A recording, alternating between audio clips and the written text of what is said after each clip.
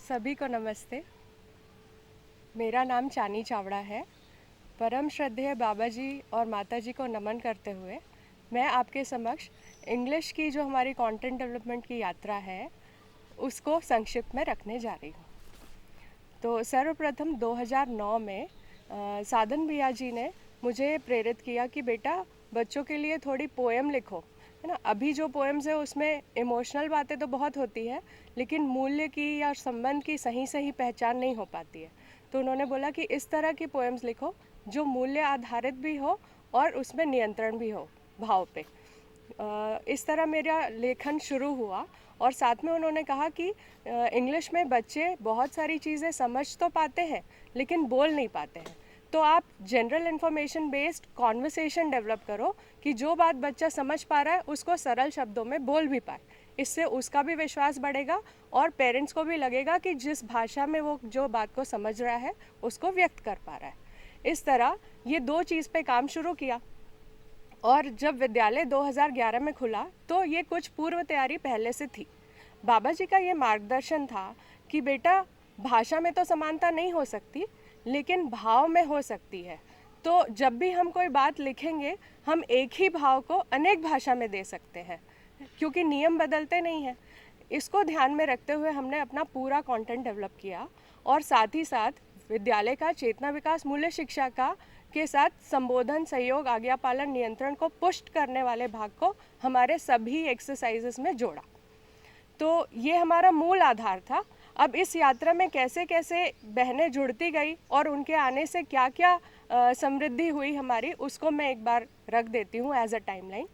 तो सर्वप्रथम हमारे पास चेतना विकास मूल्य शिक्षा की हिंदी पुस्तक तो थी, इंग्लिश की बुक नहीं थी। तो अब जब हमको लिखना था तो हमारे पास वही जो बाबा जी ने बोला था कि भावार्थ में ध्यान रखते हुए ट्रांसलेशन होना है। तो गौरी श्रीहरि दीदी जी जुड़े हमारे साथ 2011 में ही और हमने ये वाला काम शुरू कर दिया। तो गौरी बहन जी के जुड़ने से ये काम अच्छे से होने लगा और साथ में हम कुछ भाग को अपनी भाषा में भी देते थे, जैसे कि कविता हो, गीत हो या वैचारिक अभ्यास हो। इस तरह कुछ भाग ट्रांसलेशन वाला रहा, कुछ भाग हमारा खुद का लिखा हुआ रहा। फिर हमको ये लगा कि हमारी एक्सरसाइजेस में वैविध्यता नहीं है। तब हमारे साथ अनीशा दीदी जी जुड़े जो कि देहरादून में रहते हैं और इंग्लिश में जो वर्सिटैलिटी वाला पार्ट है वो उसमें हम समृद्ध हो पाए। उसके साथ साथ हमारी फॉर्मेटिंग और एडिटिंग भी उनके जुड़ने से और अधिक अच्छे से होने लगी। उसके पश्चात जब हमारे बच्चे कक्षा 3 में पहुँचे तब नीति मम्मा जी ने इंग्लिश में कॉन्वर्सेशन को वैल्यू बेस्ड करके बच्चों को भय से मुक्त किया और उनको ये जो टेंसेस का हमेशा डर बना रहता था, पास्ट टेंस में कैसे बोलना है, प्रेजेंट टेंस में कैसे बोलना है, फ्यूचर टेंस में कैसे बोलना है, उन्होंने भाव की तरफ बच्चों का अधिक ध्यान दिलाया और बच्चे अच्छे से संप्रेषित करने लगे अपनी बात को। तो इस तरीके से बच्चों का स्पोकन का भय भी धीरे धीरे समाप्त होने लगा। जब तक हम कक्षा 4 में पहुँचे तब हमारे साथ शीला दीदी जी का जुड़ना हुआ। वो भी उस समय देहरादून में रहते थे, अभी रायपुर में रहते हैं और विद्यालय में ईवीएस भी पढ़ा रहे हैं। उनके जुड़ने से हमारा जो इंग्लिश का लैंग्वेज स्ट्रक्चर वाला पार्ट था वो और समृद्ध हुआ और हम स्वयं भी जो लिखते थे उस लेखन में भी हमारी बहुत अच्छी शुद्धि आ गई। तो इस तरह जैसे जैसे हमारे बच्चे कक्षा 5 में पहुँचे एक एक करके हमारी बुक ट्रांसलेट होती गई। कक्षा 1 से लेकर के 5 तक की हमारी टेक्स्ट बुक भी बन गई और साथ ही साथ हमारी एक्सरसाइज बुक जिसमें हम स्वयं से लिखते थे वो भी तैयार हो गई। तो ये हमारा एक पहला वर्जन था और इसमें हमने लर्निंग आउटकम पे ऊपर ध्यान तो दिया था लेकिन हमारा उसको लेकर कोई पहले से फ्रेमवर्क तैयार नहीं था। तो हमने देखा कि हमारे कुछ गैप्स हैं, है ना, हमारे कुछ ओवरलैपिंग भी है और हम कुछ चीज़ को क्रम से पूर्व दे रहे हैं, कुछ चीज़ को क्रम से के पश्चात दे रहे हैं, कुछ अधिक चला जा रहा है, कुछ कम चला जा रहा है। तो लेखन के समय, अध्यापन के समय हमें जो गैप्स महसूस हुए, हमने ये ध्यान में रखा कि अगला वर्जन जब हम बनाएंगे तो हम इसको पूरे को ठीक करेंगे। और उसी उद्देश्य से हमने अपने घरों में एक आध सप्ताह की मीटिंग करके उसका एक मोटा मोटा गूगल शीट बना लिया जिसमें हमने ग्रामर का क्रम, पार्ट्स ऑफ स्पीच में किस वर्ष में क्या देना है ना, हमारी पोएम्स कैसे एक्सटेंड होती जाएगी, किस लेवल की रहेगी, हमारी स्टोरीज़ कितनी लाइंस की किस कक्षा में रहेगी, किस कक्षा में नहीं रहेगी। इस तरह साहित्य वाले भाग में और लैंग्वेज स्ट्रक्चर वाले पार्ट में हम क्या ध्यान देंगे उसके लिए हमने एक अपना फ्रेम तैयार किया जो कि अभी मतलब हम उसके ऊपर और अधिक काम कर रहे हैं, जिसमें हम एनसीईआरटी और सीजी की पुस्तकों को भी पढ़ते हुए और लर्निंग एंड आउटकम जो एनईपी का है उसको भी ध्यान देते हुए अपना पूरा मतलब क्रम सजा रहे हैं।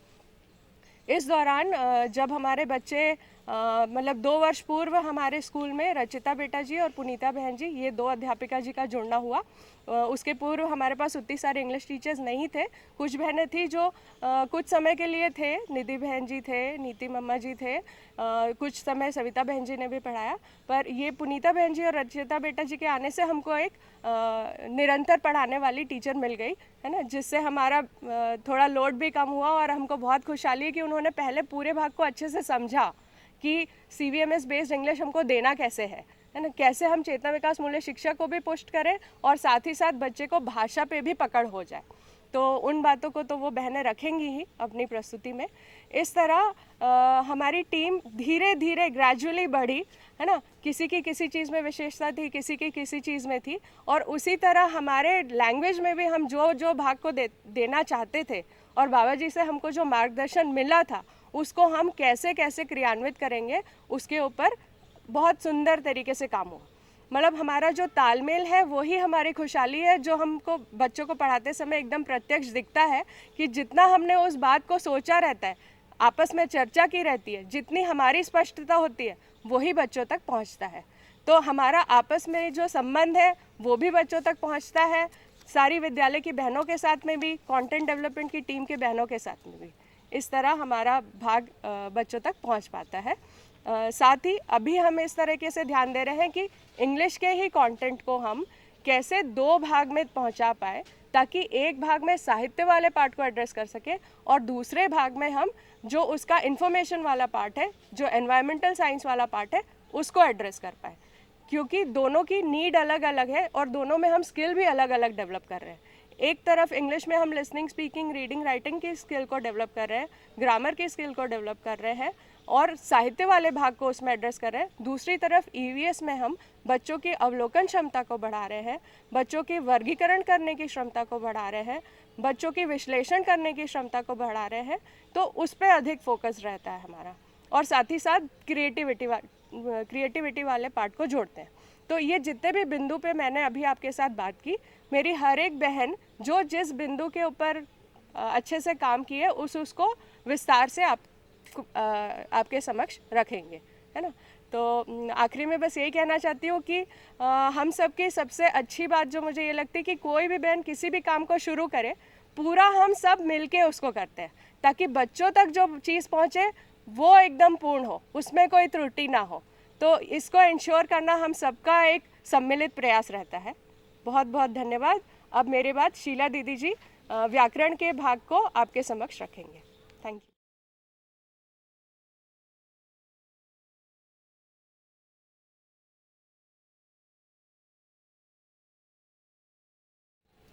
सभी को नमस्ते। मैं शीला गोपाला और मैं अभिभावक विद्यालय से 2014 में जुड़ी थी, जब इंग्लिश की पुस्तकें बन रही थी। 2018 में जब बेमेतरा से हम लोग यहाँ पर शिफ्ट हुए, तब अभिभावक विद्यालय आना रेगुलरली हुआ। स्पोकन इंग्लिश की क्लासेस ली, बच्चों से जान पहचान हुई, चेतना विकास मूल्य शिक्षा क्या है थोड़ा पता चला, और इस वर्ष ईवीएस पढ़ा रही हूँ चेतना विकास मूल्य शिक्षा के आधार पर और सीजी बोर्ड के आधार पर। तो व्याकरण को हम कैसे देखते हैं, आज मैं इस बात को रखूँगी। 2005 या 6 में बाबा जी ने एक बात रखी थी कि व्याकरण जो है वो अपनी भड़ास निकालने के लिए है, और हमने भी सुना था कि पुल्लिंग और स्त्रीलिंग के संदर्भ में कि व्याकरण में मूछ और पेटिकोट के अलावा कुछ और नहीं है। मूछ यानी पुल्लिंग और पेटिकोट यानी स्त्रीलिंग। तो ये बात सही भी लगती है। हिंदी की व्याकरण में देखें तो हर वस्तु में कोई लिंग जुड़ा ही हुआ है। तो मैं भी अपनी प्रवृत्ति देखूं तो बचपन से किसी की भाषा में नुक्ताचीनी करना ये मेरी आदत थी, बट उसकी वजह से क्या होता था, कई बार जो मुद्दा होता था वो ध्यान से भटक जाता था। तो बाबा जी की इस बात से मेरे को प्रेरणा मिली कि मैं अपनी इस प्रवृत्ति को दोबारा देखूं और इसकी अच्छे से समीक्षा कर पाऊँ। तो यदि व्याकरण ज़रूरी है तो उसको भी देख लूँ, और कितना ज़रूरी है इसको भी ध्यान से परख लूँ। कई सालों से मैं विभिन्न देशों के लोगों को EFL पढ़ा रही हूँ, यानी English as a foreign language. तो उनकी भाषाओं को के बारे में सुनते हुए और कई व्याकरणों के बारे में सुनते हुए मेरा ध्यान गया कि व्याकरण कितना ज़रूरी है। एग्ज़ाम्पल के लिए जैसे पंक्चुएशन है, तो पंक्चुएशन यदि अर्थ को निश्चित करता है तो उसको रखा जाए, और नहीं है तो उसको छोड़ भी सकते हैं, है ना। इसको ध्यान में रख के किया जाए। दूसरा है जैसे वोकैबुलरी, तो यदि निश्चित अर्थ के लिए है तो ध्यान रख सकते हैं, बट जैसे उच्चारण है तो भारत जैसे देश में हम एक्सेंट पर और प्रोनाउंसिएशन पे काफ़ी ढील रख सकते हैं। जिस तरीके से दाल के तड़के में विभिन्नता है, वैसे ही एक्सेंट और प्रोनाउंसिएशन में भी खूब विभिन्नताएं हैं, तो इसको हम ध्यान में रख के ढील रख सकते हैं। लेकिन शिक्षा की प्रक्रिया में हम व्याकरण को कैसे देखते हैं, ये भी ध्यान देने की चीज़ है। हम देखते हैं कि छोटी आयु के बच्चे अनुकरण अनुसरण पूर्वक सीखते हैं, तो वे सुनने बोलने से अधिक अच्छे से समझ पाते हैं। तो ऐसे भाषा से को अगर हम सिखाते हैं तो कुछ भी कठिन नहीं है, चाहे वो वोकैबुलरी हो या चाहे वो ग्रामर ही हो, भाषा की संरचना हो। अगर हम उनको औपचारिक व्याकरण करवाते हैं, स्ट्रक्चर्स करवाते हैं, तो उनके लिए वही भाषा जिसकी वजह से पूरी दुनिया खुलने वाली थी, स्वयं के बारे में, संबंध के बारे में, प्रकृति के बारे में, नियम के बारे में, इसी भाषा से जुड़ने वाले थे, फिर वही भाषा उनके लिए एक बोझा बन जाती है। तो संदर्भ सहित जब हम भाषा को सिखाते हैं बच्चों को और रेपिटेशन के साथ, तो वो बड़े आसानी से सीख पाते हैं, ये हमने देखा। फिर भी भले ही हम औपचारिक ग्रामर ना कराएं, भेद उपभेद परिभाषाएं नहीं भी कराएं, तो भी क्या एक बेसिक स्ट्रक्चर जानने की ज़रूरत है, जिससे कि मिसकम्युनिकेशन ना हो, गलतफहमी ना हो, प्लानिंग हो पाए। इतना तो लगता है कि ये तो सिखाने की ज़रूरत है, हर यूज़र को इसको जानने की ज़रूरत है। तो इसको कैसे किया जाए? तो फंक्शनल ग्रामर करके एक चीज़ है। फंक्शनल ग्रामर एक सहज व्याकरण सिखाने का तरीका है, जिसमें आप क्या बात रखना चाहते हो वो प्राथमिक हो जाता है, और भाषा की जो संरचना है वो उसमें से निकल के आती है। जैसे कि अगर हमें आने वाले समय के बारे में बताना हो, तो इंग्लिश में हमें विल लगाना पड़ेगा, है ना। विल से फ्यूचर का पता चलता है। तो हम क्लासरूम में क्या करेंगे, कॉन्वर्सेशन में पूछेंगे, what will you have after lunch, और what will you do after school. या अगर आगे की प्लानिंग का प्रैक्टिस कराना है तो what will you do tomorrow. तो बच्चा फिर I will do this, I will do that, इसको आप निश्चित दिनचर्या के साथ भी जोड़ सकते हैं। तो इसी तरीके से हम संदर्भ को ध्यान में रखते हैं और बच्चा खुशी खुशी सीख पाता है, एंथुजियाज़म से सीख पाता है। जीने से जोड़कर जब हम बताते हैं, और एक्टिविटीज़ के द्वारा, एक्टिविटीज़ जैसे कॉन्वर्सेशन, स्टोरी टेलिंग, डम शराड्स, ऐसी ऐसी एक्टिविटीज़ के साथ हम इसको जोड़ते हैं, तो बच्चे बड़ी एंथुजियास्टिकली समझते हैं, और फिर वो झिझक भी उनमें बोलने के लिए ख़त्म हो जाती है। लेकिन माध्यमिक विद्यालय में एक अलग तरीका लगता है, मुझे लगता है। बच्चे उस वक्त 11 से 15, 16 साल के होते हैं, और वो स्ट्रक्चर के लिए तैयार होते हैं, उनकी पात्रता होती है। स्ट्रक्चर या विश्लेषण मिलने से उनको एक रिलीफ मिलता है। तो जब मैं माध्यमिक विद्यालय शिक्षा केंद्र में ऐसे 9वीं कक्षा के बच्चों को पढ़ा रही थी तो फॉर्मल ग्रामर पढ़ा रही थी स्ट्रक्चर्स के साथ, तो बच्चे ऐसे, उनकी आंखें खुल गई थी कि ये तो हमने पढ़ा था बचपन में, बट हमें ये नहीं पता था कि ऐसा क्यों है। तो आप पहले कहाँ थे, ऐसे बोले। तो मैंने कहा ये तो आपकी पात्रता है, जिसकी वजह से आप अब इसको एंजॉय कर रहे हो। यही चीज़ अगर मैंने आपको क्लास 5 में दी होती तो आप परेशान हो जाते। तो इसी तरीके से हम बच्चे की आयु अनुसार पेडागोजी को यूज़ करते हैं और उन्हें संदर्भ व फंक्शन को ध्यान में रखते हुए प्राथमिक माध्यमिक विद्यालय दोनों के बच्चों की नीड को फुलफ़िल करते हैं। फिर व्याकरण भड़ास निकालने के लिए नहीं रह जाती है, प्रयोजन के साथ जुड़ जाती है। तो ये थी हमारी अभिभावक विद्यालय की जर्नी।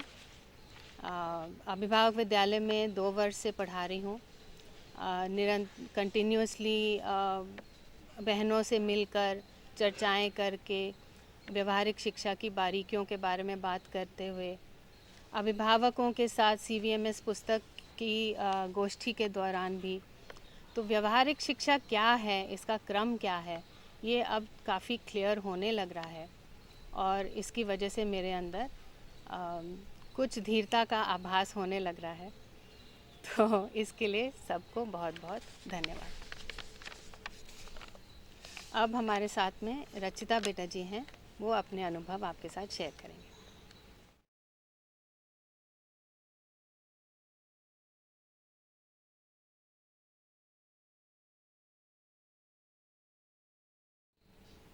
नमस्ते सभी को।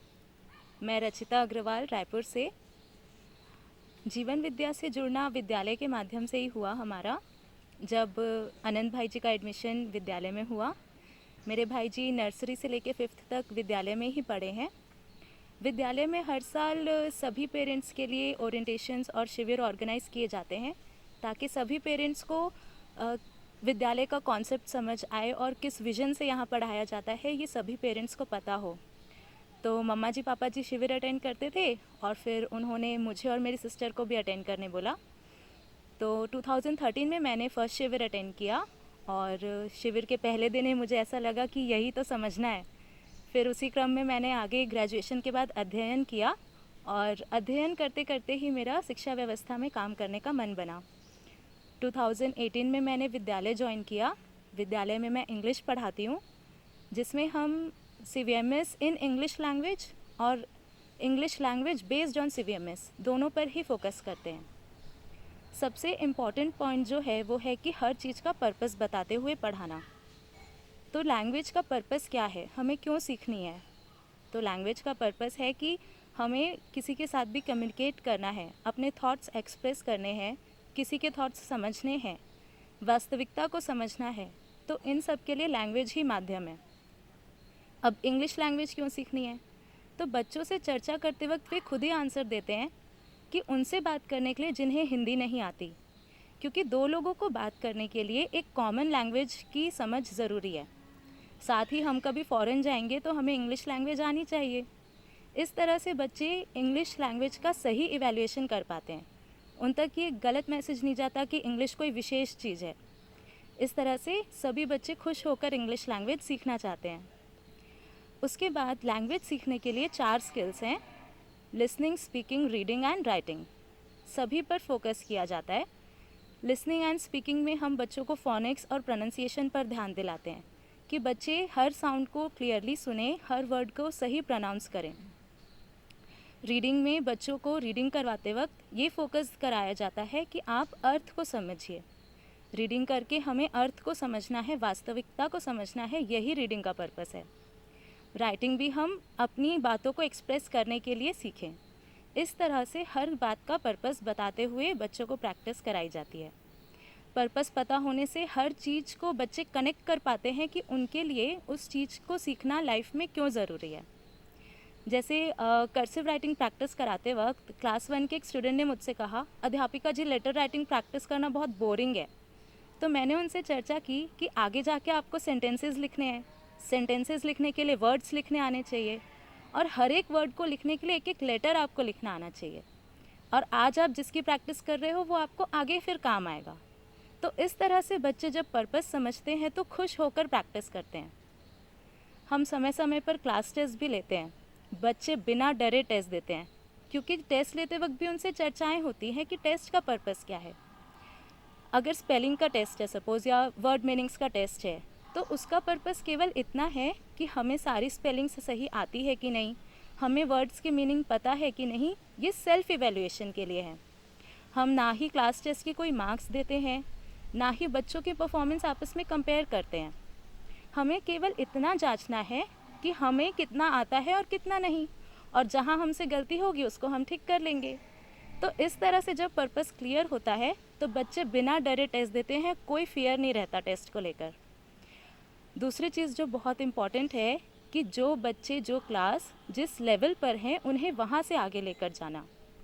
अगर हमें ऐसा लगता है कि कोई स्टूडेंट पीछे रह गया है तो ऐसे में उस गैप को फिल करने के लिए टीचर्स और पेरेंट्स मिलकर काम करते हैं, क्योंकि अगर क्लास में टीचर आगे बढ़ जाती है तो बच्चे को आगे के कॉन्सेप्ट समझ आते नहीं हैं और ऐसे में उसके ऊपर काफ़ी प्रेशर पड़ता है। इसलिए हर समय हर बच्चे का इवैल्यूएशन साथ साथ चलता रहता है कि सभी साथ साथ चलें, और हर बार जब हम कोई भी क्लास में क्या पढ़ाना है इसका प्लान उस क्लास के लेवल को देखते हुए करते हैं, ताकि बच्चे में प्रॉपरली ग्रोथ हो पाए, कहीं भी कोई गैप ना रह जाए। सभी बच्चे खुश होकर पढ़ पाते हैं, सीख पाते हैं, समझते हैं, ये देखकर मुझे बहुत सेटिस्फैक्शन होता है। विद्यालय में आने में सभी सीनियर टीचर्स से मुझे बहुत सारा मार्गदर्शन मिला, सही कैसे करना है, व्यवहार कैसे करना है, कैसे सिखाना है, ये सब कुछ सीखने को मिला। अध्ययन करते वक्त भी मैंने खुद में बहुत ग्रोथ देखी है, और बच्चों को पढ़ाते वक्त जो पेशेंस मैं खुद में देख पाती हूँ उसको देखकर भी मैं काफ़ी तृप्त रहती हूँ। मम्मा जी पापा जी भी बहुत प्राउड फील करते हैं कि मैं जीवन विद्या को समझ रही हूँ, स्कूल में भागीदारी करती हूँ और विद्या के अकॉर्डिंग अपने आप को जीने का प्रयास करती हूँ और अपने जीने में उतारने की कोशिश करती हूँ। सभी के प्रति कृतज्ञता, मम्मा पापा जी के प्रति कृतज्ञता, बाबा जी के प्रति कृतज्ञता, टीचर्स के प्रति कृतज्ञता, पेरेंट्स के प्रति कृतज्ञता। धन्यवाद।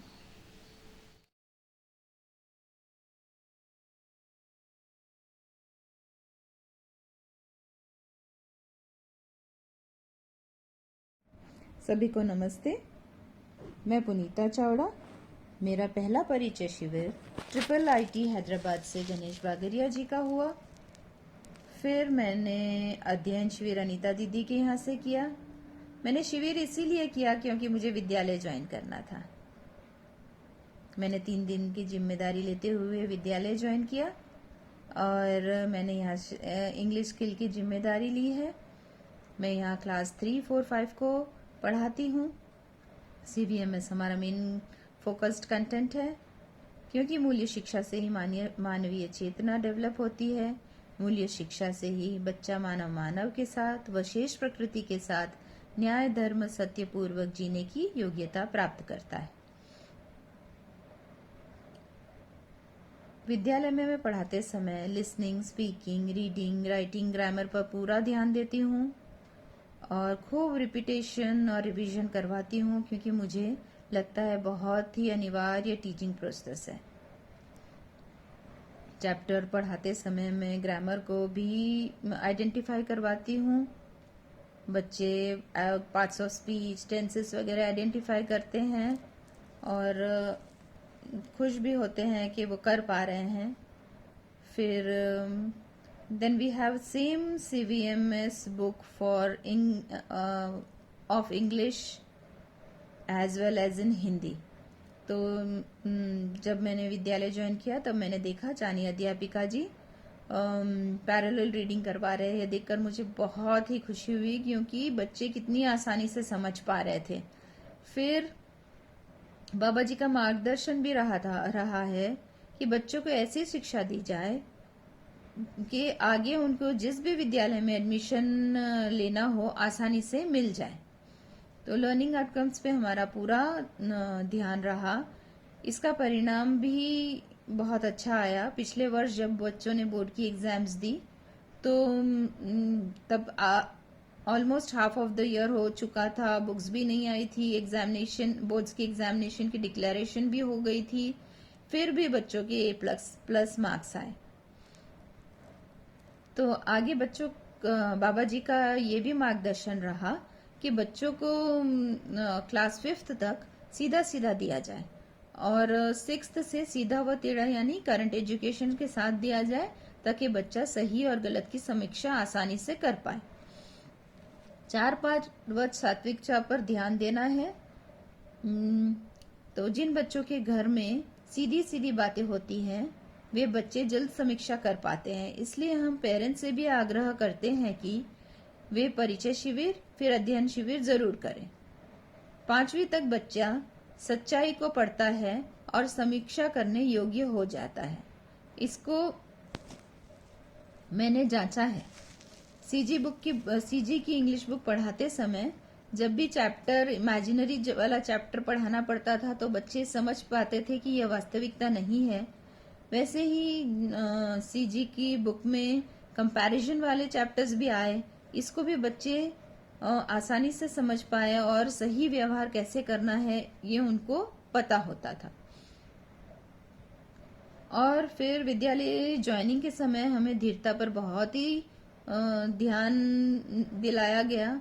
अनीता दीदी बार बार बोलते हैं कि बाबा जी ने बताया है बच्चा 500 बार भी सवाल करे तो हमें धैर्यतापूर्वक जवाब देना है, क्योंकि अध्यापिका का आचरण ही बच्चों को प्रेरित करता है और बच्चे उनको अनुसरण करते हैं। तो मैं ये देख पाई कि बच्चे बिना हेजिटेशन के हम सभी अध्यापिका जी से बार बार पूछने के लिए गिल्ट फील नहीं करते हैं और भय फील नहीं करते हैं। वे हमें आकर पूछते हैं, सहजता से पूछ पाते हैं। अभिभावक विद्यालय में बच्चे की यात्रा न्याय के याचक से शुरू होती है और धीरे धीरे शेयरिंग और केयरिंग करते करते न्याय देने में समर्थ हो जाते हैं। बच्चे स्व नियंत्रित होने लगते हैं और स्वतंत्र भी हो जाते हैं। वे आगे बढ़ने में कॉन्फिडेंट होते हैं, ये मैं देख पाई हूँ। एक्स्ट्रा करिकुलर एक्टिविटीज भी स्वतः कर पाते हैं। जैसे पिछले वर्ष तोहफा बेटा जी ने ऑर्गेनिक नेचुरल होली कलर्स बनाना सिखाया, तो इस वर्ष भी बच्चों ने होली कलर्स बनाए, अपने संबंधी को, अपने मित्रों को सिखाया।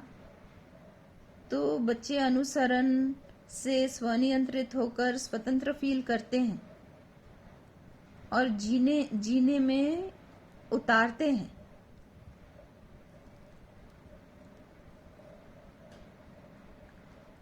और बहुत से एग्जाम्पल्स हैं। अभी के लिए इतना। मैं मेरे इंग्लिश टीम से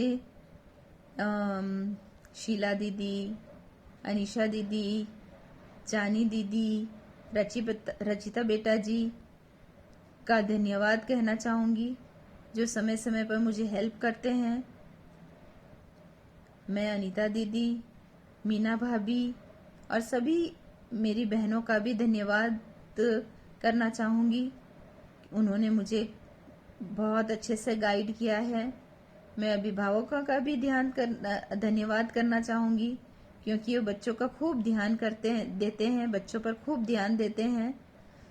और मेरे बच्चों का भी खूब धन्यवाद देना चाहूँगी, क्योंकि इस ऑनलाइन एजुकेशन में भी वे मन लगाकर पढ़ रहे हैं।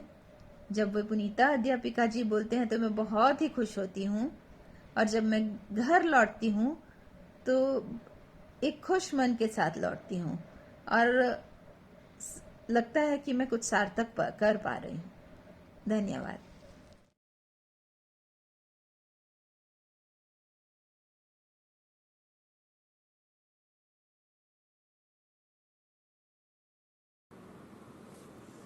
सभी को नमस्ते। मैं अनीशा देहरादून में रहती हूँ और 2012 से अभिभावक विद्यालय के लिए इंग्लिश सब्जेक्ट के कंटेंट को बनाने के लिए जो टीम है उसके साथ में जुड़ी हुई हूँ और उसी में भागीदारी कर रही हूँ। मैं इंग्लिश के कंटेंट में जो हमने एक्सरसाइजेस में वर्सेटैलिटी को ध्यान रखा और CBMS के लेसन से अलाइंड एक्सरसाइजेस डिज़ाइन करी, उसकी शेयरिंग करूँगी। छोटी उम्र के बच्चों को किसी भी चीज़ को सीखने के लिए एक तो उनके जीने से जोड़ना ज़रूरी होता है और दूसरा रेपिटेशन बहुत ज़रूरी है। लॉजिक से वो बाद में सीखते समझते हैं, पहले उनमें बार बार किसी चीज़ को रिपीट करके बैठाना होता है। बट धीरे धीरे उनमें लॉजिक और क्रिटिकल थिंकिंग स्किल्स को भी डेवलप करना ज़रूरी है। सो इस सब को ध्यान में रखते हुए जब हमने PP1 से क्लास 5 तक की एक्सरसाइज बुक्स डिज़ाइन करनी शुरू करी, तो we divided the exercise into 4 main parts.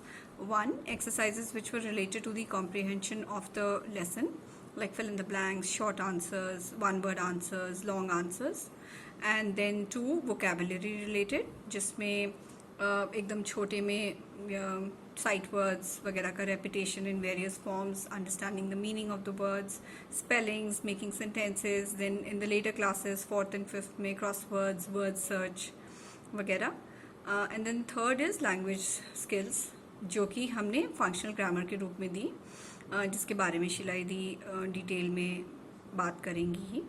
इसमें भी हमने ये ध्यान रखा कि लेसन से अलाइंड हो। Then 4th were the activities, and these were to develop critical thinking, and ताकि बच्चा lessons को अपने से जोड़ के देखना शुरू कर पाए। And एकदम छोटे में drawing, coloring, joining the dots, creating something, observing something, इस टाइप की exercises भी।